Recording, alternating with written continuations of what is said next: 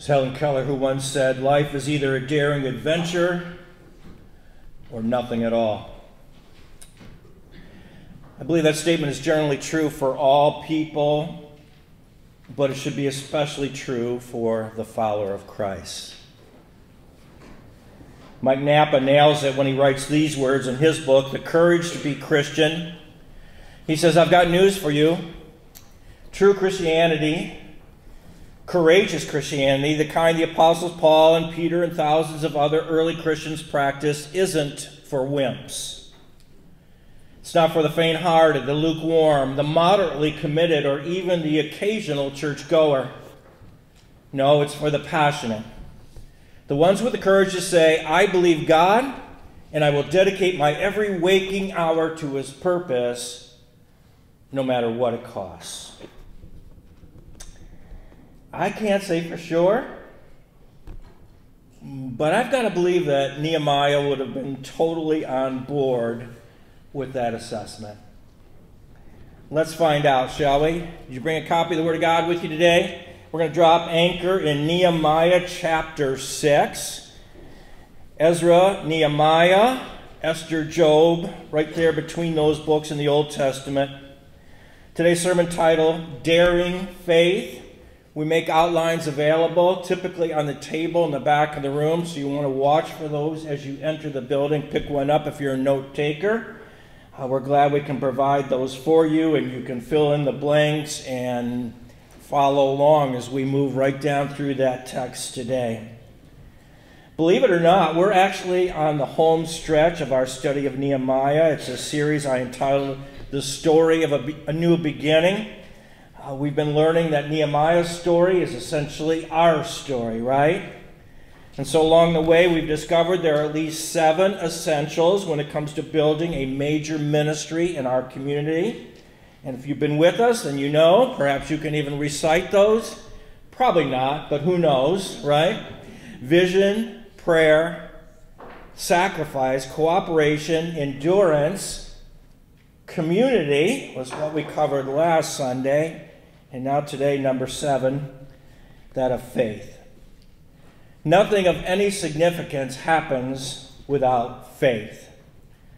And to prove that, I'll quote Hebrews 11:6. Without faith, the author says, it's impossible to please God, because anyone who comes to him must believe that he exists and that he rewards those who earnestly seek him.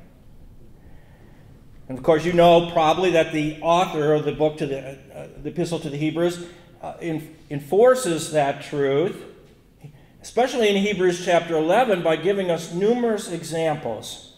Remember? For example, he said, say that next word with me, by faith. Noah, when warned about things not yet seen in holy fear, built an ark to save his family. Or how about verse 8, by faith. Abraham, when called to go to a place he would later receive as his inheritance, obeyed and went, even though he didn't know where he was going. Verse 22, by faith. Joseph, when his end was near, spoke about the exodus of the Israelites from Egypt and gave instructions about his bones. Verse 23, by faith. Moses, parents hid him for 3 months after he was born because they saw he was no ordinary child, and they were not afraid of the king's edict. A couple more. Verse 29, by faith, the people passed through the Red Sea as on dry land. But when the Israelites tried to do so, when the Egyptians tried to do so, they were drowned. One more. Verse 30, by faith, the walls of Jericho fell after the people had marched around them for 7 days. And on and on. And that's a sampling, really, of Hebrews 11. On and on the list goes. And what exactly is faith? Well, our author doesn't leave us guessing, does he? All the way back up to verse 1. Now, faith is being sure of what we hope for and certain of what we do not see. I think Nehemiah could have easily been listed among the giants of faith that are recorded in Hebrews chapter 11. His name isn't there, but it easily could have been, right? So let me bring you up to speed, just in case you're joining us for the first time today. Essential number 7, story of a new beginning, is faith. Remember, Nehemiah had a good-paying job in the city of Susa. He was cupbearer for King Artaxerxes. But when some of his family paid a visit, he asked them how things were going back home. And the report, you'll recall, was far from positive. Basically, he said, Nehemiah, you won't believe it. It's incredibly ugly. The wall surrounding the city is broken down. God's people are discouraged. And it was that report that caused this man of God to step out on faith, to step out in daring faith on an adventure. An adventure that led him into the palace of the king to get Artaxerxes' approval. An adventure that prompted him to pick up and relocate 800 miles away from his current location. An adventure that caused him to inspect the ruins firsthand and then rally the people around a common cause. Are you tracking with me today? This was a long, arduous adventure that required faith every step of the way. What was our definition again? Being sure of what we hope for and certain of what we do not see. Certainly that was true of Nehemiah. The wall in Jerusalem had sat in a state of disrepair for close to 140 years. The people had been back in the land for close to 140 years, and the wall was still rubble. And yet Nehemiah believed it could happen. Nehemiah had faith. He was personally convinced that when God is in the equation, then really anything is possible. And so this morning, as our account opens here in chapter 6, the end is in sight. There's light at the end of the proverbial tunnel. You'll notice that verse 1 says, I had rebuilt the wall, and not a gap was left in it.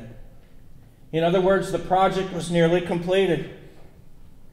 Only the gates, which were normally covered with metal to prevent them from being burned in the event of a siege, had not been set up. And yet, even as Nehemiah is preparing for the dedication service to celebrate the completed wall, he's still facing a series of challenges. Challenges that will require faith if he's to overcome. Let's look at 3 of those challenges today. Challenge number 1, by faith Nehemiah would not be distracted. We'll pick it up there at verse 1. Look what the text says. Chapter 6, verse 1. When word came to Sanballat, remember him? He's the guy who's been a thorn in Nehemiah's side every step of the way, right? When word came to Sanballat and Tobiah, they're working together, and Geshem the Arab. You recall that some Hebrew manuscripts actually designate those guys as Larry, Moe, and Curly, right? When word came to Sanballat, Tobiah, Geshem the Arab, and the rest of our enemies that I had rebuilt the wall, and not a gap was left in it, though up to that time I had not set the doors in the gates, Sanballat and Geshem sent me this message. Come, let us meet together in one of the villages on the plain of Ono. That sounds innocent enough, doesn't it? These guys send a message that, at first glance, appears to be saying, Nehemiah, let's be friends. You live here. We live here. Can't we all just get along? Come on, buddy. Let's hang out. Let's meet at Starbucks. You've been working too hard. You need a break. Take a few days off. Again, at first glance, seems very reasonable. Something maybe even a believer should do. But Nehemiah understood that not everyone who extends a hand in friendship is necessarily a friend. He sees through their scheme. You can see it there at the end of verse 2. It says, but they were scheming to harm me. So Nehemiah here essentially says, oh no, to oh no. See, they go back. They wanted me in the plains of oh no. So Nehemiah said, oh no. Okay, I'm sorry. Now you'll notice he's not rude, right? He doesn't post derogatory comments on social media. He doesn't insult their mothers. Instead, he responds very kindly. Look what happened. He said, I sent messengers to them with this reply. I'm carrying on a great project and cannot go down. Why should the work stop while I leave it and go down to you? In other words, I need to stick to my priorities. I have more important things to do. Now check out verse 4. 4 times they sent me the same message, and each time I gave them the same answer. Apparently, Sanballat was not used to having his party invitations rejected. If nothing else, he's persistent, isn't he? But Nehemiah is focused on the project at hand. His mission is to finish that wall. These jokers were trying to divert him from that mission. And isn't it interesting that Satan's playbook hasn't changed over the decades, over the centuries, has it? Satan's playbook hasn't changed. He still uses diversionary tactics to cause us to lose sight of the mission that God has called us to. What's our mission here at a City on a Hill church? I shared some of this back on week 1, but we've had others join us since then, so real briefly, let me just review. About a year and a half ago, I took a step back from full-time ministry. And essentially the reason for that was at 67 years of age, I was operating at an unsustainable pace. It was no longer realistic for me to think that I could continue to keep up with what I was doing. Over that year and a half, I concluded that I still had some gas in the tank.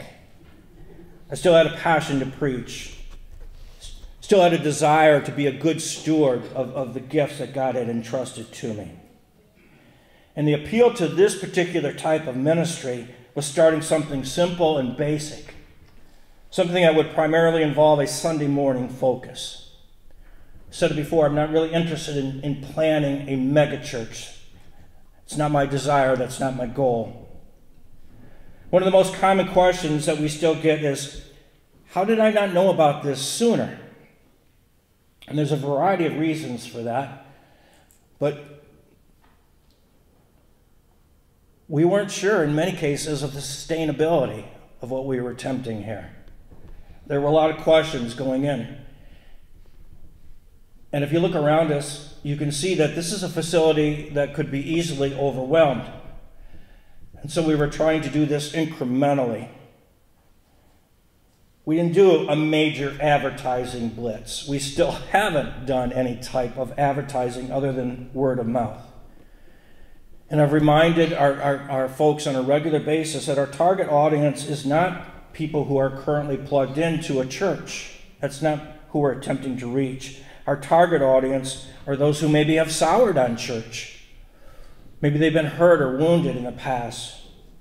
Or maybe those who, because of COVID or other reasons, just got out of the habit of attending church. Or even those who have never seriously entertained the good news of Jesus Christ.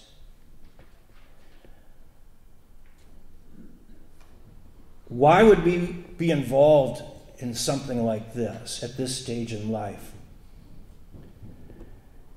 I won't go a deep dive here, but I believe the hour is late. I believe that challenges are coming to the church. I believe that there's an urgency to engage and be about those things that will matter for eternity. And so, in whatever time I have left on this earth, I want to do all that I can to strengthen and prepare my little corner of the church for what lies ahead. We adopted this name from Matthew chapter 5, verse 14. Where Jesus said, you yourselves are the light of the world. A city on a hill cannot be hidden. Jesus there is talking about sharing light, sharing truth. What's our mission? To share the light of God's truth to a very dark, hurting, broken world. Period. And we can't lose sight of that. We can't be distracted by Satan's diversionary tactics. And so like Nehemiah, we need to respond, you know what? I need to stick to my priorities. I have more important things to do. Challenge number 1, by faith, Nehemiah would not be distracted. Challenge number 2, by faith, Nehemiah would not get defensive. Let's pick it up at verse 5. Then the fifth time, it's been 4 attempts, here comes number 5. In the fifth time, Sanballat sent his aide to me with the same message, and in his hand was an unsealed letter. Now basically, an unsealed or open letter was like a petition. The messenger would come and share its contents with the general public, and look what it said in verses 6 and 7. This is what the open letter said. It'd be like, again, a social media post. It's reported among the nations, and Geshem says it's true, that you and the Jews are plotting. Oops, sorry, let me give that on the screen there. That you and the Jews are plotting to revolt, and therefore you are building the wall. Moreover, according to these reports, you're about to become their king, and have even appointed prophets to make this proclamation about you in Jerusalem. There is a king in Judah. Now this report will get back to the king, so come, let us confer together. There are 2 specific charges there. You see them? First of all, they accuse Nehemiah of evil, even seditious motives, insisting that he and the Jewish people were planning a revolt. Secondly, they accuse Nehemiah of wicked aspirations, charging that he's about to declare himself as the king. 2 charges, and both of them directed at destroying Nehemiah's character. 2 charges, and neither of them true. Nehemiah became the target of rumors, slander, and verbal abuse. His enemies attacked him with pure, unadulterated gossip. They were spreading lies and falsehoods about his character. You ever face that kind of opposition? Ever had the best of intentions, and yet you've come under attack, maybe even criticized for your efforts? I'll just shoot straight with you today. There have been and will be some who will look at what we're attempting, and they'll question our motives. Who do you think you are? Why are you doing this? Is there really that big of a need for another church in Wells County? Don't we have enough churches here already? So how do you respond? What's our answer to those types of objections? Once again, Nehemiah provides us with some great insight. Verses 8 and 9, I sent them this reply: you guys are nuttier than a Snickers bar. That's a paraphrase, I'm sorry. No, the text actually says, nothing like what you are saying is happening. You're just making it all up out of your head. They were all trying to frighten us, thinking their hands will get too weak for the work and it will not be completed. But I prayed, now strengthen my hands.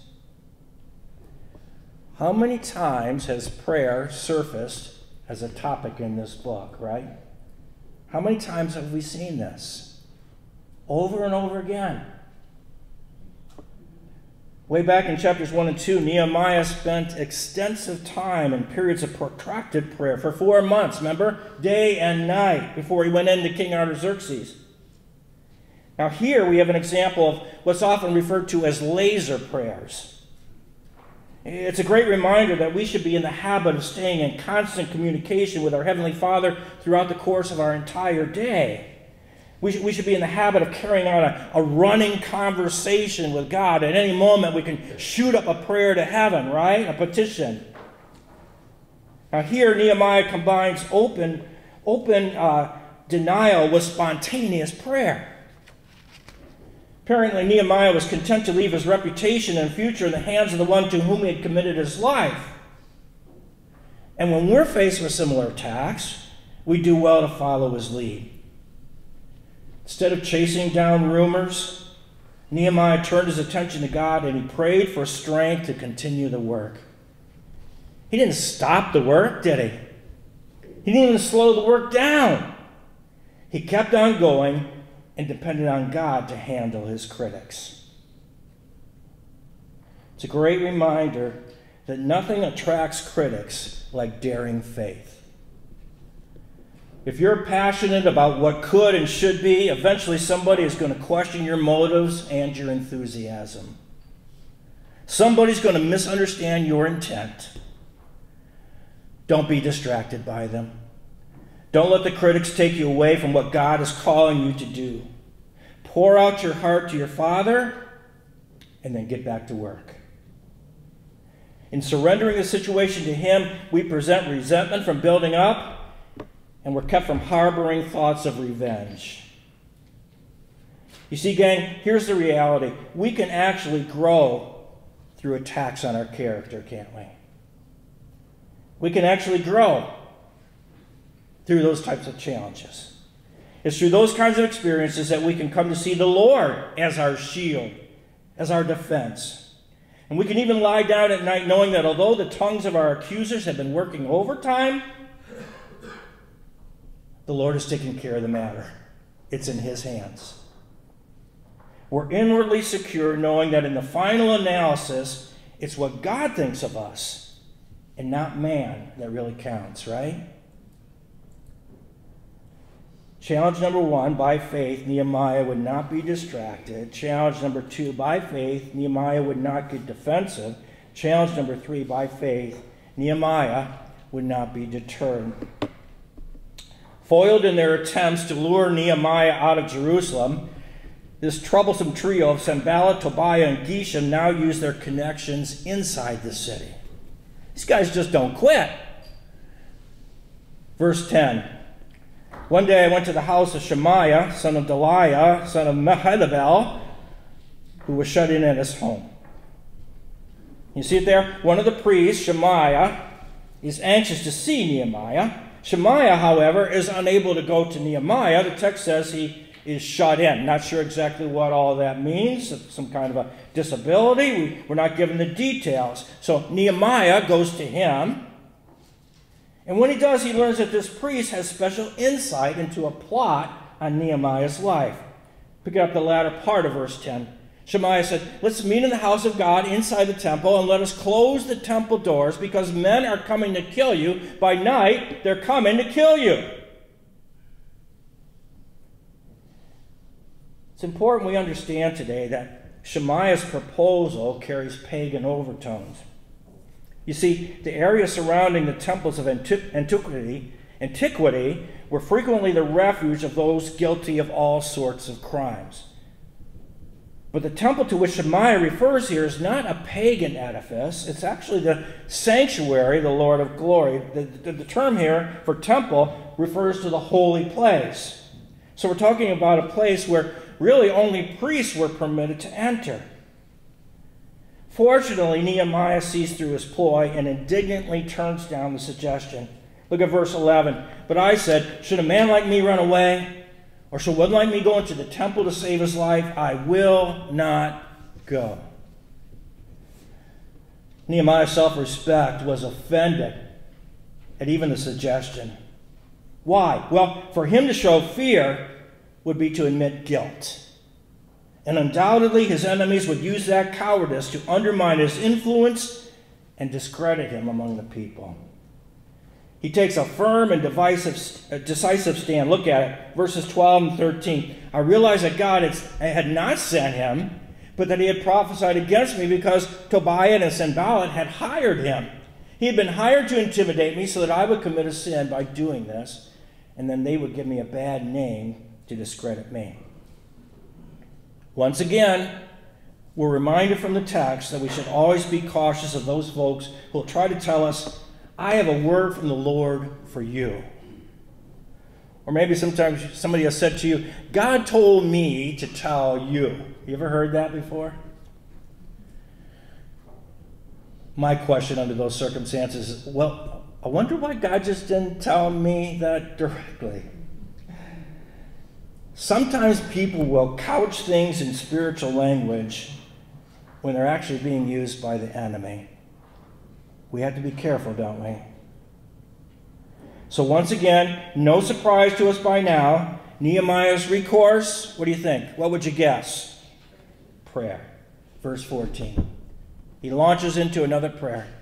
Remember Tobiah and Sanballat, oh my God, because of what they have done. Remember also the prophetess Noadiah and the rest of the prophets who have been trying to intimidate me. Nehemiah is trusting in God's protection. His enemies attacked his confidence in God. They attempted to undermine his trust in the Lord. But our main man would not be deterred. He had an unshakable conviction that what he was doing was exactly what God wanted done. His confidence in the Lord enabled him to rise above the storms of adversity and overcome whatever obstacles had been placed in his path. So here's the question. You ready for it? Did the Lord honor Nehemiah's daring faith? Well, I'll let you be the judge. But verse 15 says, so the wall was completed. I don't know about you. I mean, I appreciate this. That's great. I don't know about you, but I was expecting a little bit more at this point. We built the wall. The end. That's it. Not a lot of detail here, is there? We built the wall. Kind of a guy way to say that, isn't it? Right? That's what you would expect from a guy. You know, if a woman had written the book of Nehemiah, it'd probably be more like, and it was a sunny day, and the people were happy, and Mary Ellen was wearing her red sash to go along with her red headdress. There'd be far more detail, wouldn't there? You get the same thing when a baby's born, right? You ask a woman, oh, did so-and-so have their baby? Yes, yes. It was 9 pounds, 7 ounces, 19 inches long, blonde hair, blue eyes. Here's the middle name. Here's what the middle name means in Latin. Here's how they're decorating the nursery. You ask a guy, it's more like, it was a baby. A boy or girl? Yep, that's it. So we're getting the summary here, aren't we? We're just the guy's summary. Not a lot of detail. We built the wall. And yet if you stop and think about it, in all seriousness here, is that not just another indication of Nehemiah's character? Verse 15, so the wall was completed on the 25th of Elul in 52 days. Wait, what? How long did it take to rebuild the wall?